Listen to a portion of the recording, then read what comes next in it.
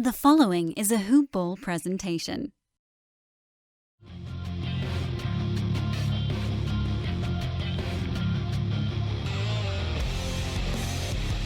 Welcome to the Fantasy NBA Today podcast.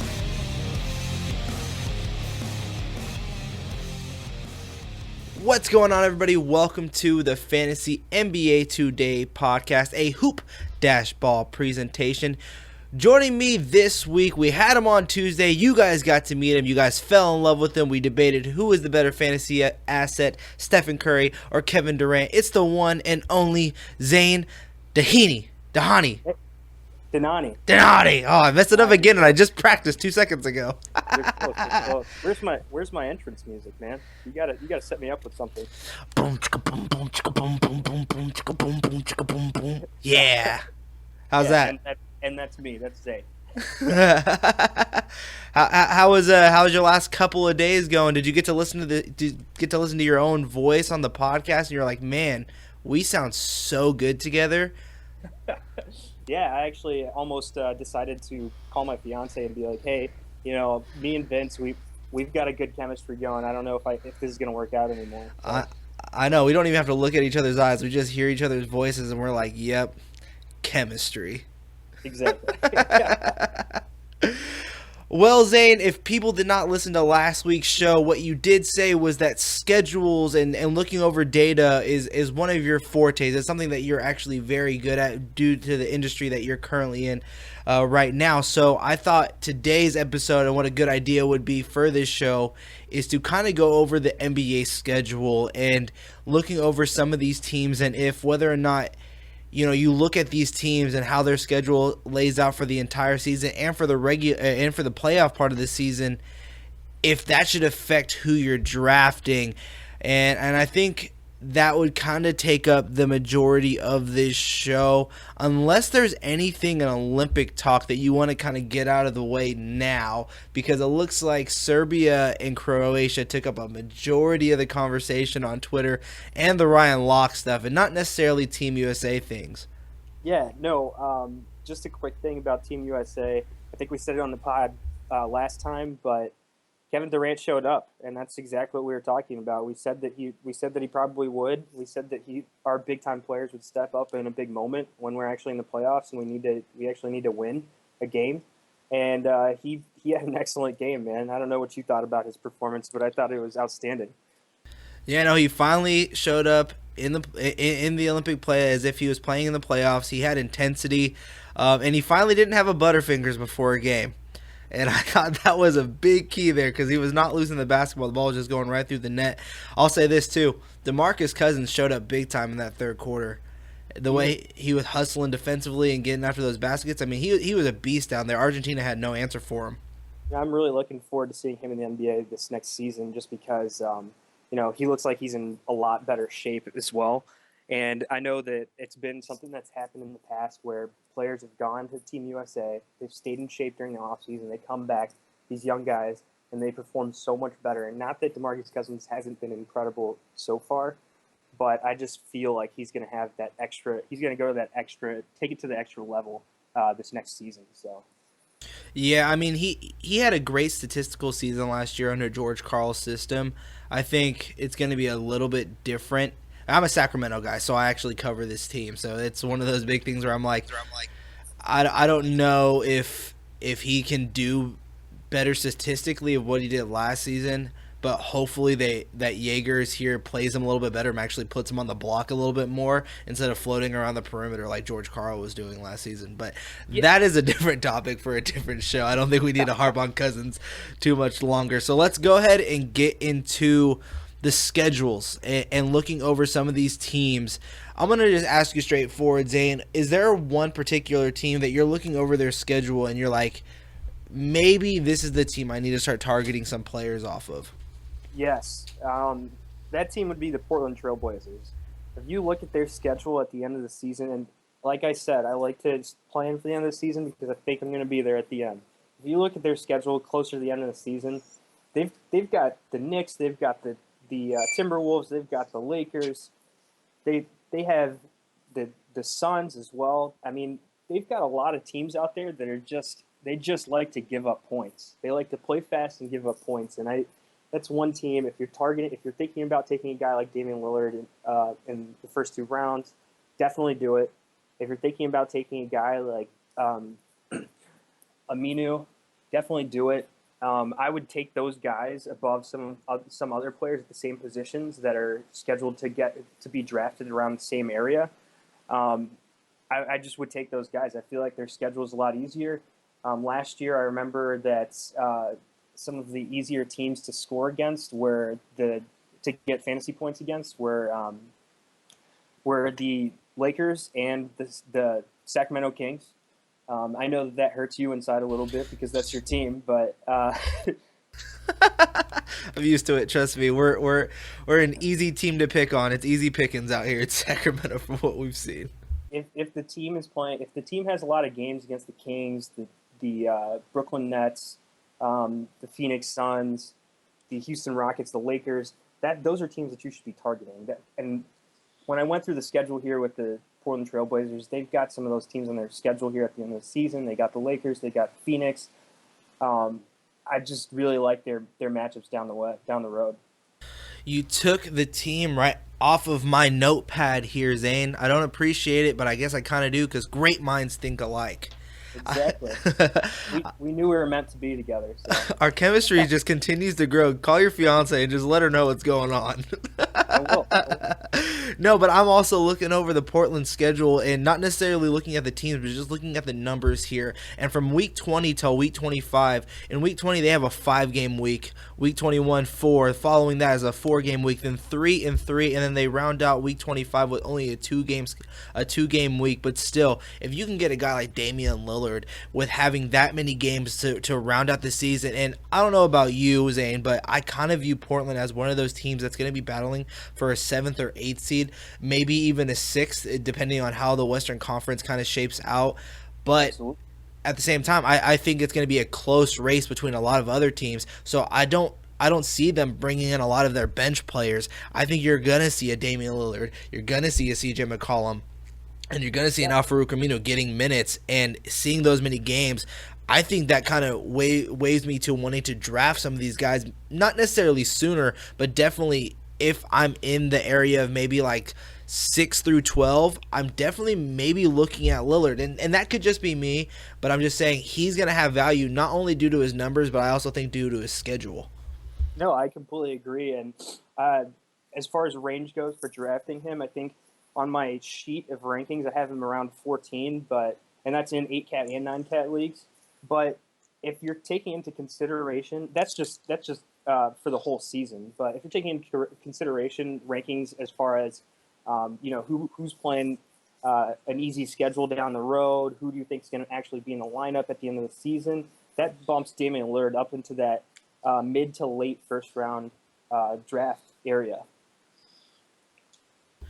Yeah, and let's stay on this Portland team a little bit because I do like their schedule, and I don't think we talked about them enough. But a guy like Evan Turner, who I feel like he got a lot, or I wouldn't say hate for going to Portland, but there was a lot of question marks and people laughing at the Portland Trailblazers because they didn't get a Chandler Parsons, but they landed on an Evan Turner. Do you think his value drops considerably from what he was doing in Boston? Because honestly, I'm looking at Chandler Parsons and I'm looking at Evan Turner, and yes, Chandler Parsons is a better, I guess, scorer than Evan Turner, but as a player as a whole, I don't see that much of a difference, and I actually see his value growing a little bit more in Portland because I do think they're going to be giving him more minutes than what he was getting in Boston. Am I wrong there, or do you kind of feel the same way? I think if you're comparing Parsons and Evan Turner, I think that you're going to get more value out of Evan Turner for where he's going to be drafted. I mean, right now, I think that in the leagues he's going around that 11 to 12 round range, maybe even 13 sometimes in the 9-cat leagues, and then in 8-cat leagues, I think it's about round 9 or 10, and that's significantly greater value than going for a Chandler Parsons, who's going a lot higher, and he's coming off of another major injury, and that's a huge concern. I don't think people are really taking that into consideration as much. They hear the name, they hear the money that he got in the offseason. But he's coming off a major injury that's going to be tough for him to perform at such a high level. And have we really seen Chandler Parsons be healthy over the past couple seasons? I don't think so. Yeah, I completely agree. That knee is kind of scary, and being on a team like Memphis, I mean, I feel like they had a good season last year because of what Jaeger was able to do to get a group of misfit toys, a group of D-leaguers to come in there and just hold on to their playoff spot when they were hit by injuries. But I kind of feel like they could be in that same boat, and now with a new head coach at the helm of it all. So I have a huge question mark on Chandler Parsons as a fantasy player, and I don't think people should be. I mean, I feel like I think I brought it up on Twitter or on a Facebook group, and I kind of got a little bit of hate for saying how much I liked Evan Turner, and I don't understand it. I think Evan Turner as a fantasy player and as a reality player is just as good of a fit for the Portland Trailblazers as Chandler Parsons could have been. And I think you have to look at health too. And I'm glad you brought that up because I didn't even really think about that when I was doing my argument. Yeah, I think he's going to be in a similar situation. He's got a good coach out there in Portland as well. I don't think he's as good as the coach out in Boston and Brad Stevens, but he's a good coach as well. He's got a young core group and a ball-dominant point guard. And I think he's going into a similar situation where he's not going to be asked to do too much, and that's kind of where he's struggled in his past. He's not going to be asked to do too much, but he's a really good off-the-ball player. He's great for the defensive stats, and you can run an offense through him too. He's a great passer. Let's go ahead and move on here because I think I can do this debate all throughout for like another 30 minutes just because I got so much hate for it, and I was like, "Are you serious? I don't really see that big of a difference." But, anyways, let's go ahead and move on down here. Other than Portland, what was that next team on your list of?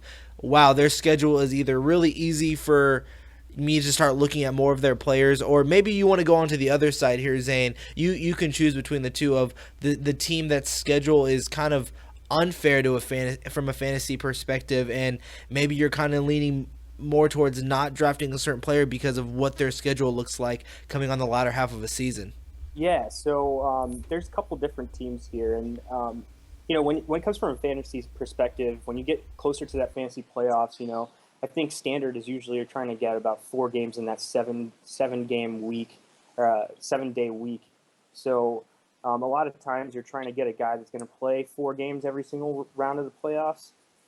There's teams that are going to be sitting there with 3 in a lot of these rounds, and those are teams that you're going to want to avoid. So when I'm looking at it right now, I'm looking at Houston.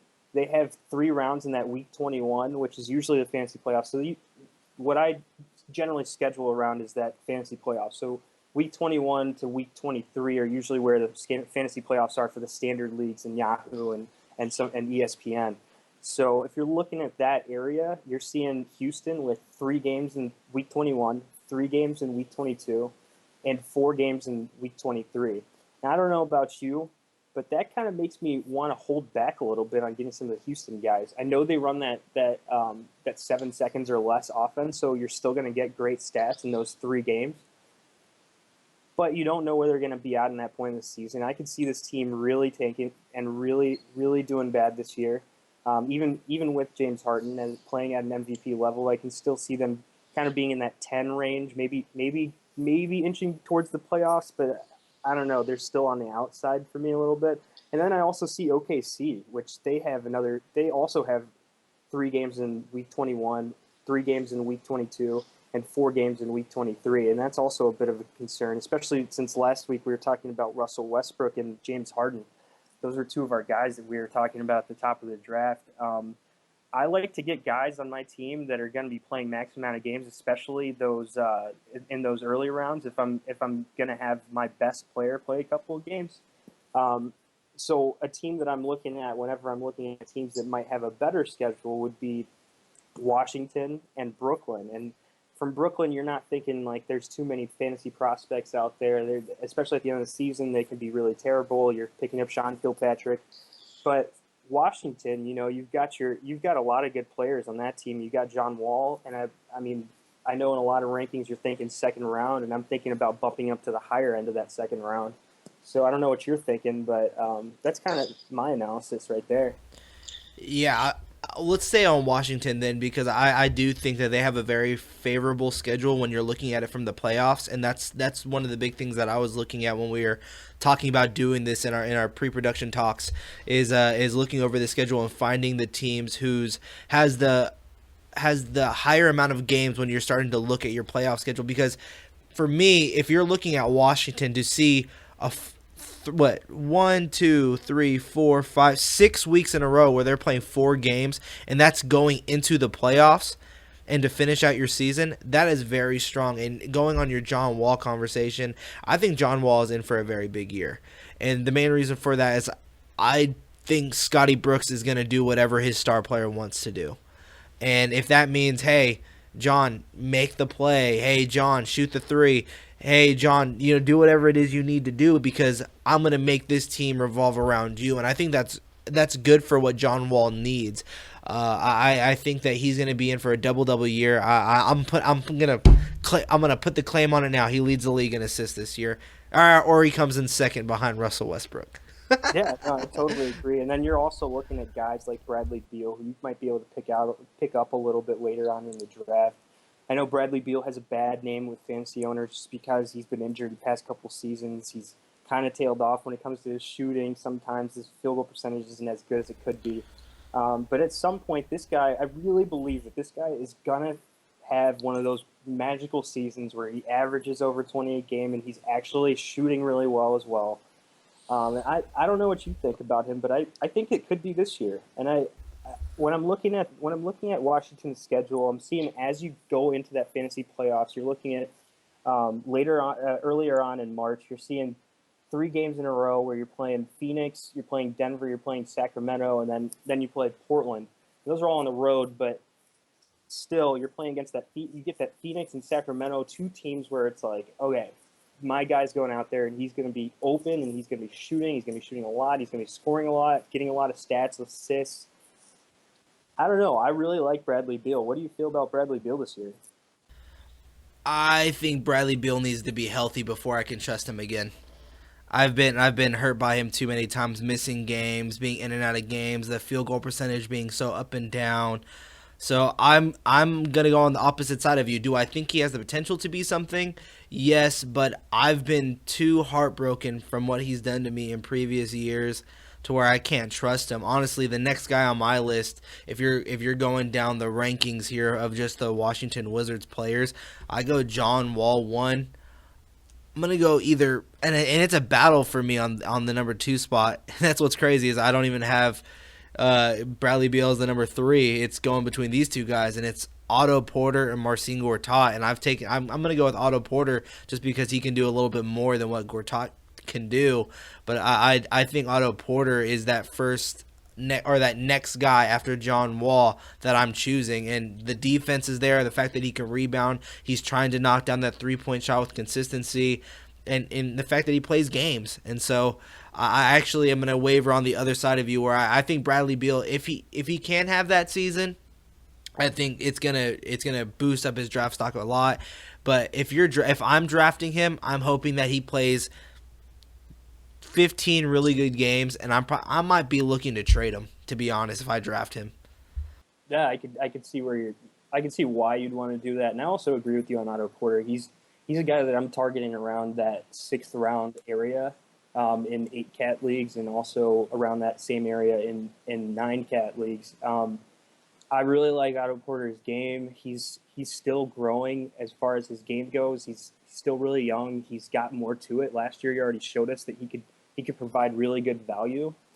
I think that his position flexibility as well is a key thing, where he could kind of move between some of that guard, small forward, power forward like positions. I think that's really important. And then another guy from that same Washington Wizards team, you mentioned Marcin Gortat, which is great. I also always like Gortat.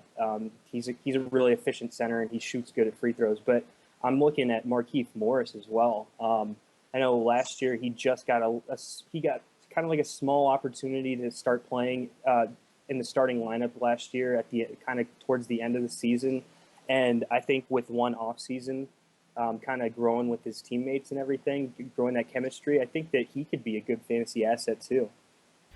Yeah, I think what we've seen with Scott Brooks and his coaching at OKC is that he's good at pleasing the players, and you saw it with Kendrick Perkins and how he put him on the floor because KD and Westbrook liked him. So maybe if John Wall, Brad Beal, Otto Porter, and they all seem to gravitate toward liking Markieff Morris, who just 2 seasons ago was arguably the most improved player of the year. I don't think he won the award. If I'm correct, he did not win the award, but he was putting up numbers and was completely fantasy relevant for the entire season just 2 seasons ago. So if I'm looking at him, if he can have a bounce back year with Scott Brooks as now his coach and being that stretch forward that this team needs, as well as the aggressive bully on defense that he was for Phoenix. I mean, yeah, I really like Markieff Morris, but there's so much going on off the court and the personality issues that he has to overcome with the media and with what just happened this prior season. I think that's still something that's grown on him and that the team still has to overcome as a whole, and he has to overcome as a player as a whole. But if you're looking at it from just a pure fantasy basketball perspective, I do like Markieff Morris, but I haven't seen anything that he's done in Washington that would make me say I have to bring him onto my team. I have to, draft this guy. Well, I do think he put up the numbers. I'm not necessarily having him on my draft list right now. Yeah, I mean, that's understandable. What other teams are you kind of looking at? The team that I was actually going to bring up to you now, actually, as we move on from the Wizards, is the Los Angeles Clippers, and they have a very interesting schedule when you're looking at the playoffs here. You do weeks from 21 through 23. I do from 21 to 24, which is where I kind of have my issues. But if we're going from weeks 21 to 23 for your playoffs, I mean, you have to look at this schedule as something that's very favorable. From week 21, they have a 4-game week. 22, they have a 5-game week, and then in week 23, they have 3 games. That's a very strong playoff schedule for the LA Clippers. And on top of that, the players that they have there are all players that you can look at as very strong fantasy assets. So when you're looking at the Clippers schedule, Zane, what are some players, not necessarily from the Clippers, or what is it about this schedule for the Clippers that you're like, okay, maybe JJ Redick moves up 2 places from where I want to draft him? Yeah, I think when you get into that March, like closer to the playoff area, you're looking at Houston, you're looking at a game against the Sixers here, another game against Denver, and another game against the Lakers. And the Mavericks and Sacramento Kings, you got and the Suns actually as well, and another one against the Lakers. You're looking at a bunch of teams here that they could play against, and you could see JJ Redick just going out there and lighting up the playoffs. I remember last year there was a week here in the playoffs where he went out there and I think he was averaging about 5 threes per game, and you could see him getting hot again here, especially as they approach the playoffs, and then getting closer to that end of the playoffs when you're going into, I think, March 21 onwards. They've got a really favorable schedule. They're playing Los Angeles, playing Dallas. They have a tough one against Utah, but then they go back to Sacramento, Washington, Phoenix, and the Lakers again. And that stretch right there, you're talking about 8 or 9 games where you could see JJ Redick and Chris Paul just going at it really hard. And so I'm thinking JJ Redick might be someone you might target in the late 7th round, maybe early 8th, but you're looking at that 7th and 8th round range for him for sure. Yeah, not even just JJ Redick though. Like if you're looking at that playoff schedule, I mean, you have to like drafting Chris Paul this season, and I think this is the season where Chris Paul knows he needs to get at least to the conference finals. I think and it's going to be a tough road ahead, and he knows that. But the band is back together for, once again, another season. I think the Spurs, while their talent is still the exact same, I mean, they've added Pau Gasol. They're still going to be the team to beat, I think. I think they're going to match up again. But the Clippers and Chris Paul as a whole, for me, I may be one of the very few, because I know there's a lot of Chris Paul haters out there, especially if you're not a Clippers fan. But I want to see him make a conference finals. The fact that he is known as the prohibited #1 leader of a team, like this is the role guy. Like if you're ever role model. This is going to be the guy that you want to base your leadership off of, is a guy like Chris Paul. But yeah, he's never made it to the conference finals and the playoffs. That bothers me. That's almost like a Steve Nash type of thing, and I don't want him to fall in that category. Yeah, no, I agree. Even Melo's made a conference finals, so I mean, we're we're really putting it. I mean, nothing against Melo; he's a great player and everything, but still, we're talking about Carmelo versus Chris Paul, and Chris Paul has been seen as that guy that you want to build around for a lot of different franchises. I think a lot of teams would take him on their team in a heartbeat and not have any questions about, okay, is he going to blend well with my team? He could blend with any team, really. I just want to ask you this as a whole before we move on to this next team here that I want to talk about. Then we're going to kind of talk about how does the schedule really affect a draft, and that's how kind of we'll round out this show here. But I want to ask you about the Clippers, Zane. Do you think they have a chance of being something this year? And I think that's the only way you can ask, because honestly, the Golden State Warriors, they're the number one favorite, and rightfully so. They have a NBA 2K lineup. After that, the Spurs have lost Tim Duncan. Is that a big loss? Not necessarily, but I guess at the same time it is. But they brought in Pau Gasol, who's proving to be a very strong player still in the Olympics and at 36 years old. But defensively, they're not going to be the same down in the low post with LaMarcus Aldridge and Pau Gasol there. People, if you guys don't agree with that, I don't care. But I think the Clippers are right there, and talent-wise, I think this has to be the year they do something, or they have to make that finals, because I think they're going to see a switch up soon. So do you think the Clippers will make the conference finals? I'll just ask you straightforward. Will the Clippers make the conference finals? I'm going to be bold here, and I'm going to say this will be the first year that you see Chris Paul in that conference finals. And if they're not in the top three by the All-Star break, I think you could see Blake Griffin being traded. That's why I wanted to bring up this talk, because something has to give. Is it Blake Griffin, the young stud who's been dealing with a little bit of injuries and likes to punch his trainers in the face, or is it Chris Paul, the aging veteran who's on the? I mean, let's be honest. Chris Paul's going to start coming down from the latter half of his career. He can't stay at this peak version for too much longer. So which way are they going to turn? And you can correct me if I'm wrong, but I do believe there's only 2 years left on Chris Paul's deal. Right, there's only 2 years left on his deal. So which way do they want to turn? Do they want to keep relying on Chris Paul to bring them just to the conference finals? Because if the Warriors stay the team that they are, they're going to be the hard team to beat. And so what do you want to build around? Do you want to build for the future, or do you want to build for right now? And I think that's going to be a tough decision for the Clippers to make. If you're the Clippers GM, Zane, which one are you doing? Are you sticking with Blake, who I still think is getting a little too much hate, because I still think he has the chance to be one of the most amazing players in the NBA, if he's not so right now in most people's minds. But which direction would you go? The aging veteran or the young superstar? So I think we're going to both go in different directions here, but I think I would trade Blake Griffin. And the only reason why I think that is because I don't think the NBA is built for the way the NBA is going right now. Isn't built for the kind of game that he has. I don't think it's built for the inside game and kind of dunks and stuff. He's still not a great shooter from the outside of 15 feet. He's not a great shooter. I think he's a kind of a defensive liability. He doesn't try too hard on defense, and I think he has more ability there, but he doesn't give that effort. It might be because they have DeAndre Jordan standing right next to him. But I just don't think that if I'm trying to mold a team, that I want Blake Griffin on that team. If I'm building a team from scratch, I don't think that I would want Blake Griffin on that team, because he lacks the versatility that I'd want. I mean, he's a pretty good passer from the big man position. Plus, he has ball handling ability. Yes, the jump shot's still not there. He's improved as a free throw shooter, and the mid range jumper. He's a fearless with it. He's willing to take this shot now, and it's not great, but it's also not terrible. I'd rather have Blake Griffin shooting a mid range jumper than Josh Smith. I can put it to you like that.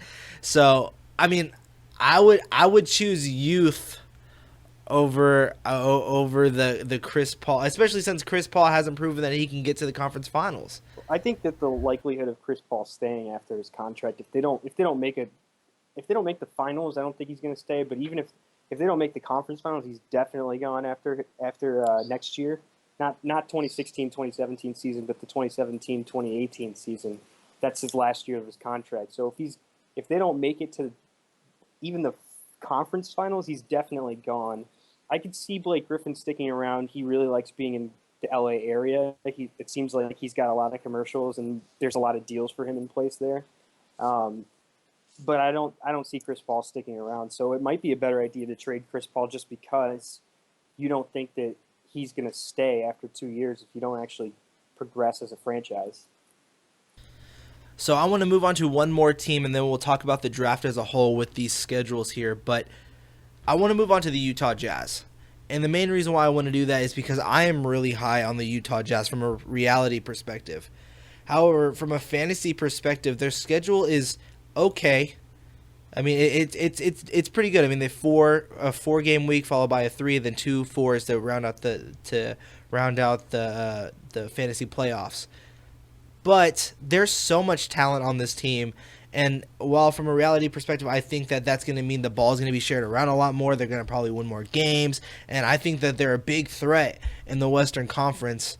Honestly, I can see them finishing in the top 4 in the Western Conference this year because they have really no holes. Wow. Yeah, that's a bold call, but yeah, continue. I want to hear more about it. I absolutely love the Jazz this season. I think from a reality standpoint, they're amazing.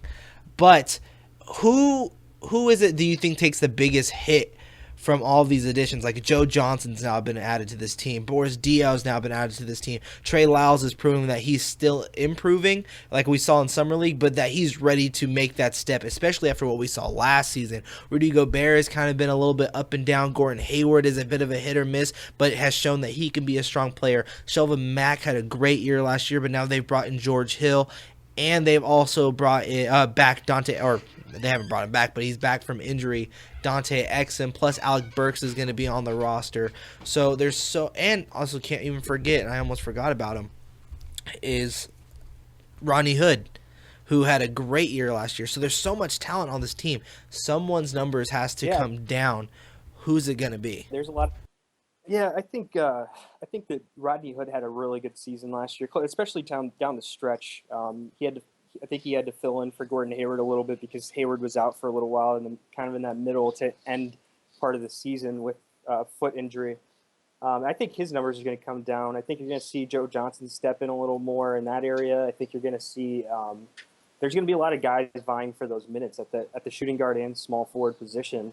I think that it's going to be tough for him to see as many minutes as he did last year. I think his minutes are going to go down to about 28 to 30. I think he was around 32 last year. That's a guy that I could see dropping a little bit as far as the stats go. He was really good at threes, really good at scoring. And those were two things that he was really known for as far as the fantasy playoffs went last year. If you had him on your team, you're like, okay, this guy's going to get me 2 or 3 threes a game. He's going to score about 15 to 16 points for me. I don't think he's going to be in that 15 to 16 point range this year. I don't think that's going to be all of his role. I think he's going to take a step back. I think it's going to be around more so like 12 points per game, and you're going to see his threes drop to about 1.5. So that's the guy that I see dropping a little bit. What about you?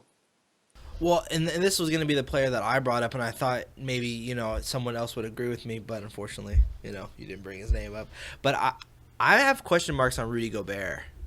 And not only for the injury of what happened last year, but it just looked like he was a step behind last year of everybody else. The rebounding numbers were up and down. His shot blocking ability wasn't always there. His offensive numbers took a bit of a dip. And yeah, I guess you can, again, attest it to the injury that he had to go through. But at the same time, he looks like he's a step slower. And maybe he's picking it up now in Olympic play. But, I mean, not that they're out. I mean, France just got beat. So, yeah. I think that as far as Rudy Gobert goes, I think last year, he had that injury, and it may have made him a couple steps slower, but that doesn't mean that he's definitely going to improve this year. That doesn't mean that he's going to be 2 steps faster this year just because he was 2 steps slower after his injury last year. So I think when you're thinking, okay, is this going to be my first centers on my team? Am I going to take Rudy Gobert and he's going to really man that center, one of those center spots on my team? I don't know that I would go as far as to say that I feel comfortable doing that with my team. I see a guy like Marcin Gortat going in that same area, while Gortat's a lot older and he's got like a little bit less of a brand name, and as far as the NBA goes, I might be more inclined to take him, especially with the schedule we were talking about with Washington. But you know, Gobert for me, he's a couple of category specialist, and I'm not willing to pay that fifth round range. I'm not willing to pay that fifth round price for him. So Yep, we're in the same ballpark then, because I also think if there's any struggles with Rudy Gobert, and if he's dealing with foul trouble, if he's not rebounding correctly, or if he just looks those 2 steps slower like he did last season, Boris Diaw is there to come and fill the void. Trey Lyles is ready to come in there and fill that void. And so there's a lot of talent on this Utah Jazz roster. That's why I'm so high on them, is you can take one guy out and put another strong player right in to fill it. And that's why I think the only thing that worries me about Utah from a reality standpoint and going into the playoffs and things like that is that they haven't won for a very long time. And so my expectations may be a bit high, but at the same time, there really are no holes on this team, and I don't think anybody can underestimate this team. And if I remember correctly, and I could be wrong, you guys don't hate on me for it, but I believe they led the league in defense after the All-Star game last season. you might be correct on that. I'd have to double check as well, but I know that I'm pretty sure that they were the best team in defense 2 years ago. I'm not sure about last year though, and the change there was just inserting Rudy Gobert into that starting spot for Cantor 2 years ago. So I'd assume they probably had a similar thing going once Gobert got back in the lineup last year for them.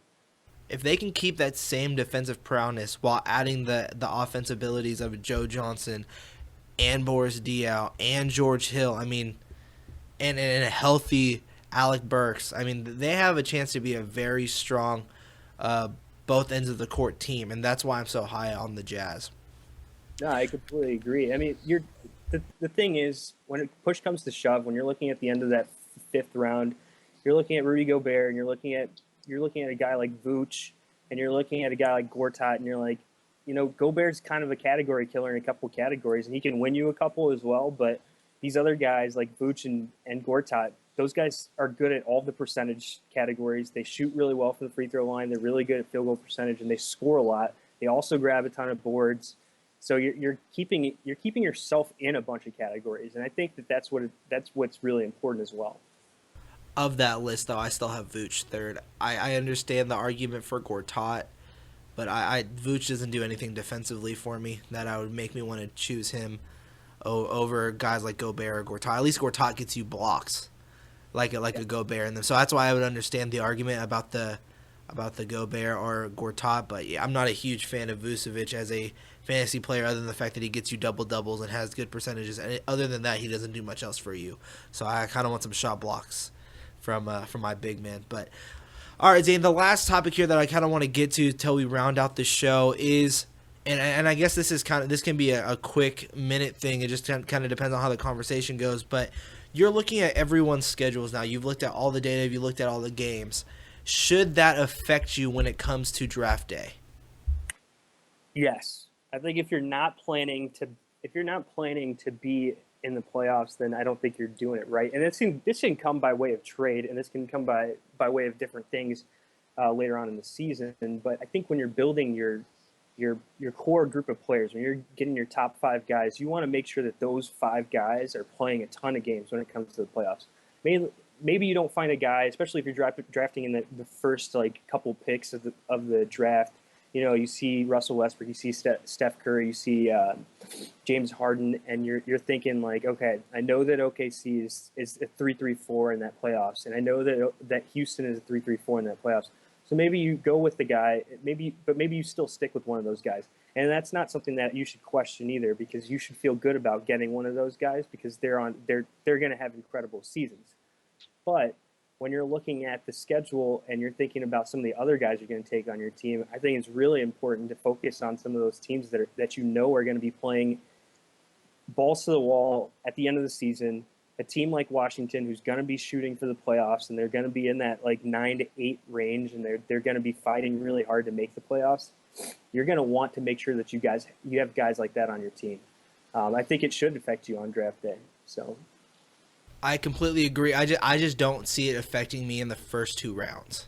I think I kind of look at this as you need to consider the schedule when you're drafting the people that fill out your roster, and not necessarily your flex player, but the players that you know are most likely going to be on your roster from the beginning to the season to the end. So someone like, let's say, a Trevor Ariza or an Otto Porter, when it's coming down to those guys that are filling out the middle of your roster, and you know that you're going to need them to fill in for steals, three-pointers, and things like that, what's their schedule like when I'm going to need them the most? And that's in the playoffs. I think that's where it's really going to affect me. I don't necessarily see it as a first round, because let's say James Harden's schedule was a 3-game week all the way till the end, or a 3-3 and a 2.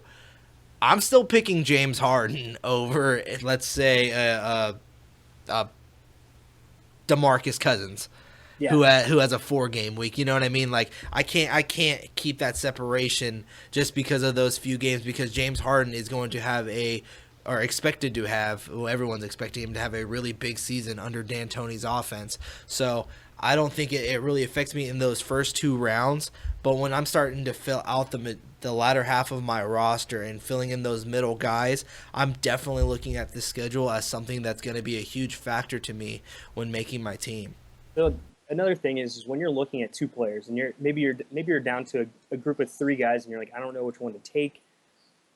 Just take a look at their schedules. I mean, I did the same thing last year. I think when it came to Kevin Durant, I think he had a 4.34, and then there was another guy that was drafted after him around the same area that had like a 3.34, and that pushed me towards Kevin Durant instead of taking the other guy. I don't remember who it was, but I think that if you feel like 2 players are equal, and you really feel like they're equal, then just look at the schedule and try to take the guy that has the better schedule. But you don't have to do that in the first couple rounds. But if you do feel like you're going against, you have Damian Lillard and you have DeMarcus Cousins, and maybe you should take Damian Lillard because he's playing 4-4-3, and I don't know what Cousins' schedule is. I don't have it up in front of me, but if you're comparing 2 guys that might have a similar or might not have the same schedule, but they're similar in value to you, maybe you decide to take that guy with a better schedule.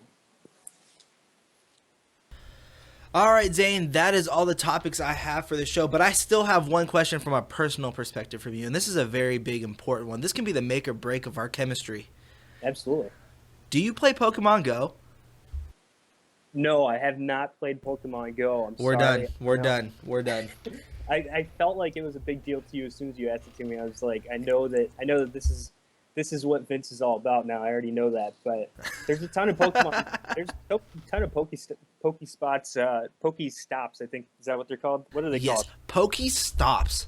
Pokestops right next to my place, actually, and down the road from my place. So I always see people walking around in Chicago looking around for different Pokemon and trying to get more like power-ups or whatever you get at those Pokestops. But I'm sorry, it's not something that's on my list of things. I like to focus on basketball instead. So, well, when it's just Olympic play going on, I need something to entertain myself, and practicing my throwing finger with these Pokemon is something great, because it's going to help me when I'm scrolling down my roster and needing to put someone in really fast. I'm practicing. See, I'm tying Pokemon in to my fantasy team by my scrolling finger. It's fantasy life, isn't it? Everybody has something that they work on. For me, it's really just making sure that when I hear about a big injury that I have some sort of internet connection. So I'm trying to upgrade my phone plan or something. So see, that's another good thing Pokemon does. If I hear an injury, my finger's ready to move really fast on picking up a new player. Like that. Like that. That fast. That's awesome. All right, Zane, let the guys out there know where they can find you online, because I believe last time on Tuesday we kind of had a mishap with your Twitter handle. Yeah, the Twitter handle is wrong. I'm sorry. You probably found some other guy, but this time I know exactly what it is, and it's at Zane with an X, so it's Xain, and then my last name, Dhanani, Dhanani, so that's at Zane Dhanani with an X instead of a Z for my name. That's where you can find me on Twitter. I tweet random stuff. I think last night I was tweeting about Bachelor in Paradise. My fiance watches it, so I was comparing it to the NBA D League. But don't have to lie. Don't have to lie to kick it.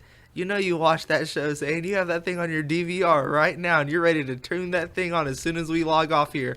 No, the interesting thing was we were talking about it, and I just had to compare it to the NBA D League because I was like, this is like the off season for the Bachelor and Bachelorette season, and I know that there's a ton of people out there that watch it, that watch the Bachelor and Bachelorette, but then you get this Bachelor in Paradise show that comes on, and it's like all the losers, all the people that didn't make it, or didn't win, like the Bachelor. And so it's basically like the D League. You just got like these prospects out there, and they throw in a new guy every week, and you see someone else come in there, and it's hilarious. And I was comparing it to the D League, so I got a couple of some good responses on Twitter about that. But yeah, find me on Twitter at Zane Donani with an X, and yeah, I look forward to being on the podcast some more. Yeah, definitely. It was so much fun this week. Dan Besbris will be with you guys next week with a brand new Hoop Ball writer. You guys can follow me on all social media platforms of @VMCenter. Join the conversation with Zane or myself by just using hashtag FantasyNBAPod. Follow hoop-ball.com on Twitter with @hoopballtweets. Bookmark the site. I'll say it once again, hoop-ball.com. Both those are the symbols and not actually those things spelled out. And I believe that is it. So until next time, fantasy players, fantasy listeners, bye-bye.